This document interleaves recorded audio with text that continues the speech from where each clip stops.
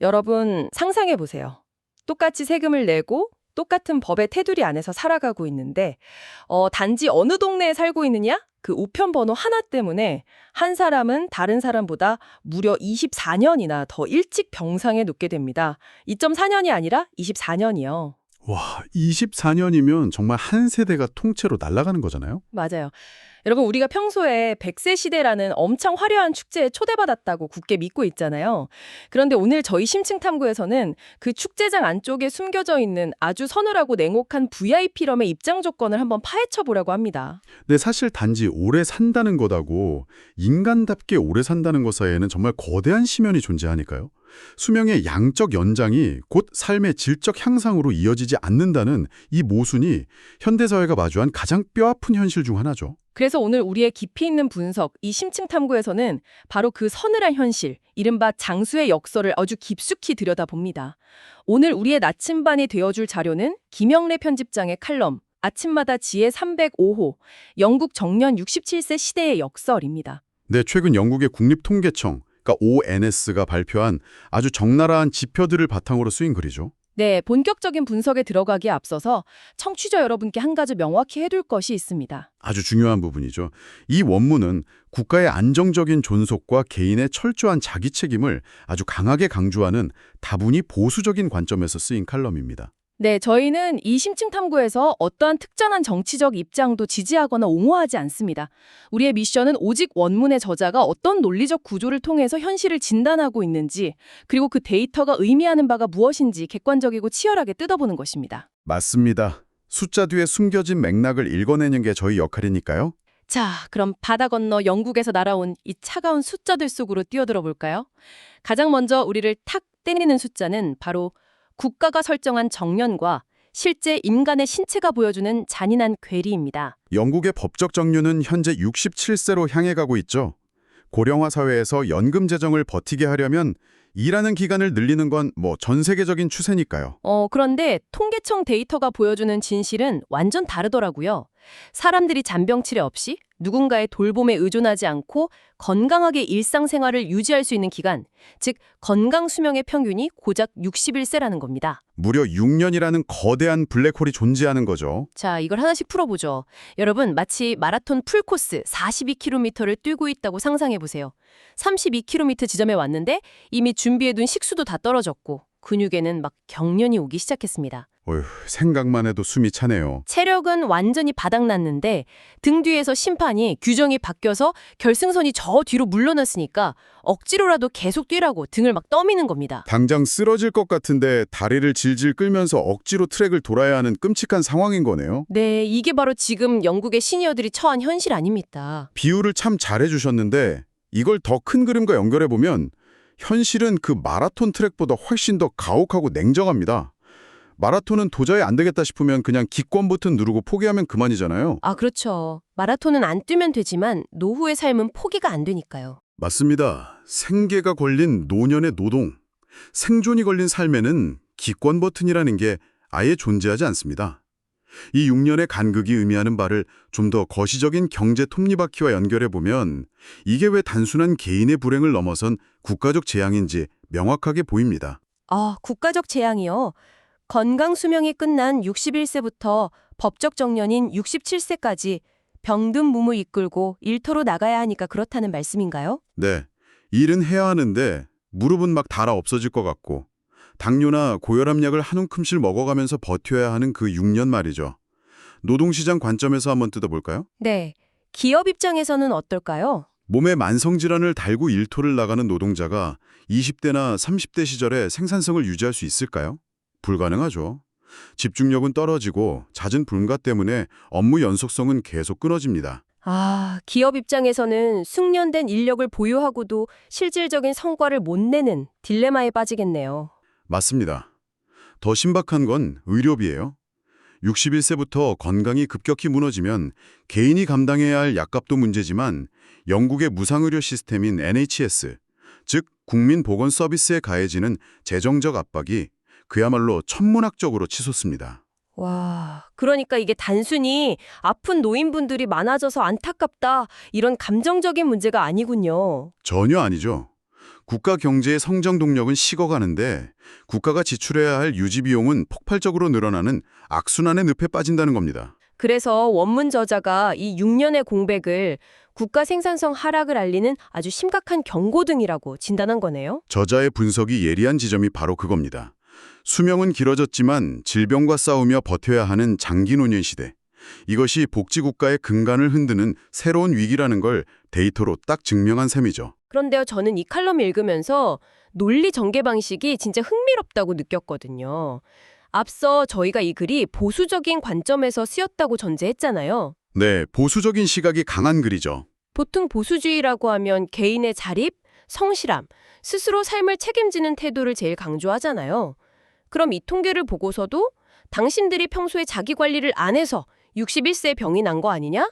국가 탓하지 말고 알아서 건강 챙겨라. 이렇게 강경하게 나와야 할 것 같거든요. 네, 보통 그렇게 예상하기 쉽죠. 그런데 이 칼럼은 반대로 국가를 향해서 엄청나게 날선 비판의 칼날에 들이대고 있단 말이죠. 정년 연장이라는 구호 자체가 공허한 기만이다 이러면서요. 여기서 주목해야 할 점은 저자가 전제하고 있는 국가와 시민 간의 사회 계약이라는 렌즈입니다. 보수적 철학의 근간에는 권리와 의무의 불균형에 대한 민감함이 자리 잡고 있거든요. 아, 권리와 의무요. 그러니까 국가는 시민들의 노동으로 유지되니까 그걸 의무로 보는 거군요. 맞습니다. 개인이 세금을 내고 사회에 기여하는 현역 기간이 길어질수록 국가는 튼튼해지죠. 그래서 고령화 사회에서 정년을 67세로 늦춘 건 국가 생존을 위한 불가피한 의무의 연장이었습니다. 국가가 시민한테 당신들 67세까지 사회를 위해 더 일하고 세금도 더 내시오 하고 새로운 의무를 청구한 셈이네요. 그렇습니다. 하지만 계약이라는 건 항상 쌍방향이어야 하잖아요. 국가가 시민에게 67세까지 노동하라는 무거운 의무를 줬다면 당연히 그 의무를 수행할 수 있도록 시민의 건강권을 지켜줄 권리와 환경을 제공해야 할 책임이 생기는 거죠. 아, 듣고 보니 정말 통렬한 지적이네요. 현실 지표는 국가가 그 책임을 완벽하게 반기하고 있다는 걸 보여주니까요. 61세면 이미 신체가 무너져서 더 이상 일할 수 없는 상태가 되는데 책상머리에 앉아서 법적으로 숫자만 67세로 띡 고쳐놓고 자, 이제 일하세요. 이러는 건 국가의 심각한 직무유기라는 게 저자의 논리입니다. 와, 진짜 뼈 때리는 비판이네요. 일하라고 등을 떠밀 거라면 최소한 일할 수 있는 체력을 유지할 환경부터 똑바로 만들어 놓고 요구하라는 거군요. 시민이 의무를 다할 수 있는 환경을 조성하는 것이야말로 국가의 가장 보수적이고 근본적인 존재 이유다. 이렇게 아주 철학적인 일침을 가하고 있는 겁니다. 정말 놀라운 통찰입니다. 그런데 여러분, 진짜 충격적이고 소름 돋는 이야기는 사실 지금부터 시작됩니다. 국가의 이런 보건정책 실패가 단지 평균적인 수치로만 나타나는 게 아니더라고요. 네, 가장 극명하고 잔인한 형태로 나타나는 지표가 따로 있죠. 정말 흥미로운 부분은 바로 여기입니다. 지역 간의 건강 불평등이요. 맞습니다. 평균이라는 숫자가 얼마나 많은 비극을 가리고 있는지 보여주는 완벽한 사례죠. 61세라는 평균 수명에만 갇혀 있으면 이 사회의 진짜 질병이 뭔지 놓치게 됩니다. 칼럼에 아주 구체적인 지명들이 등장하잖아요. 스코틀랜드 북부의 오크니 지역. 여기 사는 시니어들은 아주 오랫동안 건강하고 활기찬 노후를 누린다고 합니다. 반면에 다른 지역들은 상황이 아주 다르죠. 네, 하틀풀이나 웨일즈의 머서티드빌 같은 지역의 시니어들에게 건강한 노년은 정말 전생의 이야기처럼 닿을 수 없는 꿈이더라고요. 여러분 놀라지 마십시오. 오크니 지역하고 머서티드빌 지역, 이 두 곳 시니어들의 건강 수명 차이가 무려 24년입니다. 이 24년이라는 숫자는 단순한 통계적 오차 범위를 완전히 벗어난 겁니다. 한 사람의 생애 주기에서 무려 한 세대가 통째로 증발해버리는 그야말로 재난에 가까운 수준이죠. 아니, 대체 이게 어떻게 가능한 일인가요? 두 지역 모두 똑같은 영국 땅이고 똑같이 국세청에 세금 내고 똑같이 NHS 적용을 받잖아요? 그렇죠. 시스템상으로는 동일하죠. 어떻게 우편번호 하나가 내 생물학적 시계의 태엽을 24년이나 일찍 감아버릴 수 있는 겁니까? 그 이면을 들여다보려면 지역사회 인프라와 정통적 공동체의 붕괴가 시니어의 삶에 얼마나 치명적인 영향을 미치는지 봐야 합니다. 예를 들어 머서티드빌은 과거 철광석과 석탄 채굴로 아주 번성했던 산업도시였어요. 아, 광산도시였군요. 네, 그런데 산업이 쇠퇴하면서 광산 문 닫고 일자리 사라지고 젊은 층은 다 떠나버렸죠. 남겨진 사람들은 극심한 경제적 불황에 시달리게 됩니다. 경제적 불안. 그러면 그 뻔한 스트레스가 질병의 원인이 된다는 이야기인가요? 이게 그냥 뻔한 이야기 수준이 아닙니다. 매일 생계를 걱정하는 만성적인 경제 불안은 인간의 몸에서 코르티솔 같은 스트레스 호르몬을 끊임없이 뿜어져 나오게 만들거든요. 이 호르몬 이상이 온다는 거군요. 이 수치가 높게 유지되면 우리 뇌는 당장 생존에 필요한 즉각적이고 강렬한 에너지를 원하게 됩니다. 그러니까 정제된 탄수화물이나 값싼 설탕에 대한 갈망이 막 폭발하는 거죠. 게다가 이런 쇠퇴한 지역은 이른바 식품 사막으로 전락해버립니다. 식품 사막이요? 신선한 식품을 구할 수 없다는 뜻인가요? 네, 신선한 채소나 과일을 파는 마트는 수지타산이 안 맞아서 문을 닫고 그 자리를 싸구려 초가 공식품과 패스트푸드점들이 다 채워버리는 거죠. 를 먹고 싶어도 동네에 파는 곳 자체가 없고 스트레스 때문에 몸은 본능적으로 싸고 단 음식을 찾게 되는 거네요. 거기다 질 높은 동네 병원들은 인력 부족으로 폐업하고 사람들의 우울감이나 고립감은 알코올 의존도를 높여버립니다. 이 모든 악조건이 겹치면서 40대 중반부터 비만, 당뇨, 심혈관계 질환이 폭발적으로 발생하게 되는 거죠. 와, 40대 중반부터 병이 시작돼서 결국 50대가 되면 신체가 완전히 망가지고 노동시장에서 강제로 밀려나는 거군요. 진짜 끔찍하네요. 반면에 오크니 지역은 어떤가요? 오크니는 섬 지역 특유의 아주 끈끈한 전통적 공동체가 살아 있습니다. 이웃끼리 서로 안부를 묻는 강력한 사회적 유대감이 존재하죠. 공동체의 힘이 살아있다는 거네요? 네, 게다가 걷기 좋은 깨끗한 자연환경, 신선한 식재료에 대한 쉬운 접근성, 안정적인 지역 경제 기반이 스트레스 호르몬을 쫙 낮춰주고 일상적인 신체 활동을 계속 유도합니다. 그러니까 그 미세한 생활 습관하고 인프라 차이가 수십 년 동안 누적되면서 무려 24년이라는 극단적인 생물학적 격차를 만들어낸 거군요. 맞습니다.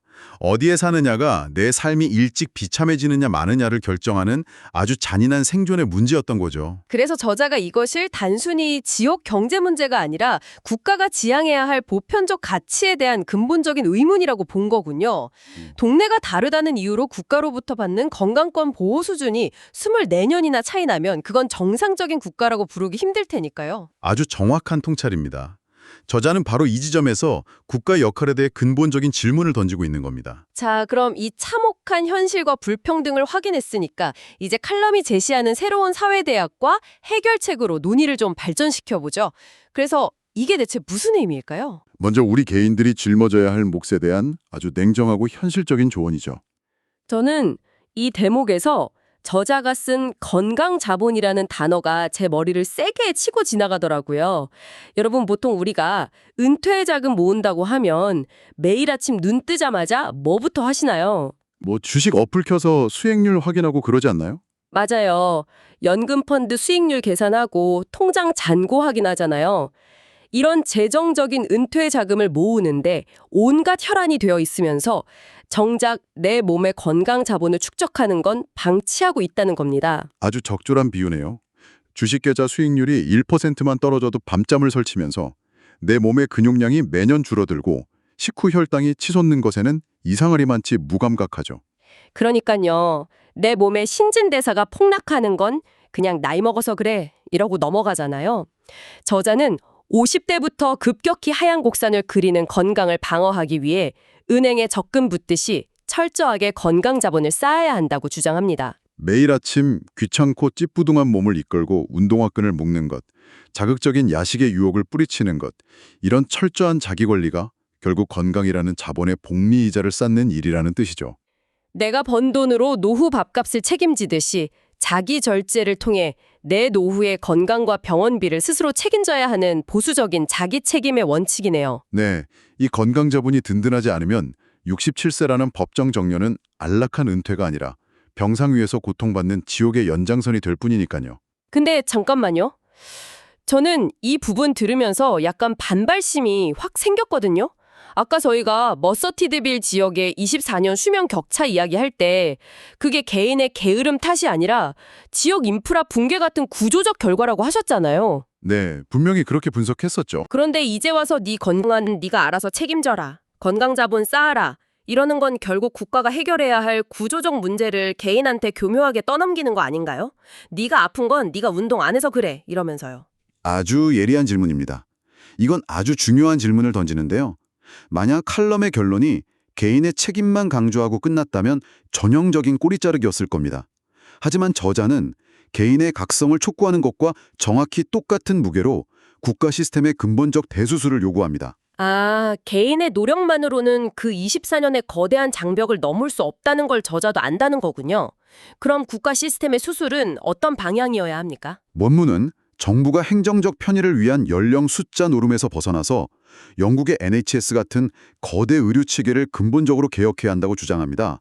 현재 시스템은 사람이 완전히 망가져서 응급실에 실려오면 그때 막대한 예산을 붓는 사후 대처 방식이거든요. 이미 병에 걸린 다음에 돈을 쓰는 방식이군요. 네, 이것을 질병 발생 전에 차단하는 예방적 복지로 완전히 전환해야 한다는 게 핵심입니다. 시니어들이 실제로 67세까지 일할 수 있는 신체를 유지하도록 돕는 거죠. 예방적 복지요? 그게 말은 진짜 좋은데 55세 노동자에게 예방적 복지가 구체적으로 어떻게 적용된다는 건가요? 단순히 혈압약 처방해 주는 걸 넘어서는 겁니다.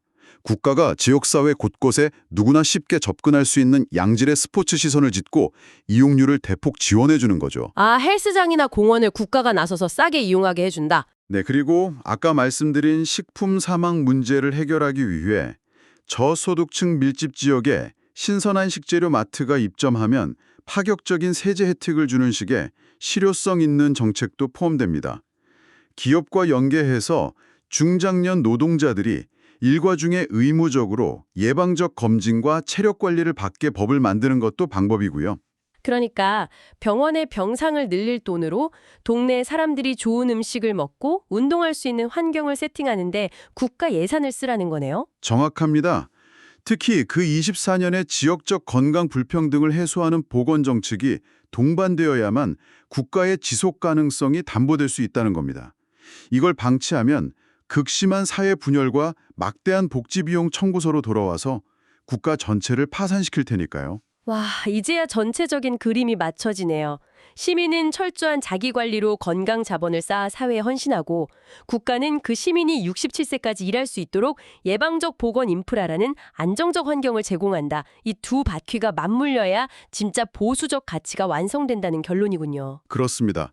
주체적인 개인과 책임감 있는 국가의 새로운 사회 계약만이 61세에 멈춰버린 우리의 건강 시계를 다시 돌려서 정년과 일치시킬 수 있다는 게 저자의 최종 결론입니다. 자, 오늘 영국의 데이터를 통해서 우리 사회의 미래를 비춰보는 아주 깊고 치열한 대화를 나눴습니다. 청취자 여러분, 오늘 심층 탐구 속에서 파헤친 3가지 숫자 꼭 다시 한번 머릿속에 새겨보시기 바랍니다. 정년 67세, 하지만 우리의 생물학적 건강 수명 61세, 그리고 지역 간 격차 24년. 이 차갑고도 폭력적인 숫자들은 지금 고령화 시대를 관통하는 현 세대와 국가 모두의 시급한 과제입니다. 네, 멈춰버린 이 건강 시계를 어떻게 정년과 일치시킬 것인가. 여러분, 이건 단지 바다 건너 남의 나라 이야기가 아닙니다. 당장 내일 아침 만원 지하철에서 뻐근한 무릎을 잡고 출근해야 하는 우리 자신. 이번 주말 마트에서 채소 가격 보며 한숨 짓는 우리의 진짜 현실이거든요. 수명의 양이 늘어났다고 해서 무조건적인 축복이 되진 않죠. 내 몸의 건강 수명과 노동의 정년이 일치하고 거주지에 따른 생물학적 불평등이 해소될 때 비로소 우리는 진짜 100세 시대의 축복을 누릴 수 있을 겁니다. 오늘 이 심층 탐구를 마치면서 청취자 여러분 자신에게 직접 질문을 하나 던져보셨으면 좋겠습니다. 여러분, 본인의 건강 시계는 지금 몇 시를 가리키고 있습니까? 여러분의 노후를 지탱할 든든한 건강 자본은 오늘 하루도 무사히 축적되고 있나요? 한 번쯤 깊이 고민해봐야 할 문제네요. 지금까지 우리는 은퇴 준비라고 하면 무의식적으로 통장 잔고부터 확인했습니다. 하지만 개인의 철저한 건강관리와 거주 지역의 보건 인프라가 남은 수십 년의 삶의 질에 완벽하게 결정짓는다면 어쩌면 미래의 사회는 한 사람의 노후 준비 상태를 금융자본의 크기가 아니라 생물학적 나이와 그가 사는 우편번호로 평가하게 되지 않을까요? 여러분의 진짜 은퇴 자산은 무엇입니까? 오늘의 심층탐구는 여기까지입니다. 함께해 주신 여러분 감사합니다.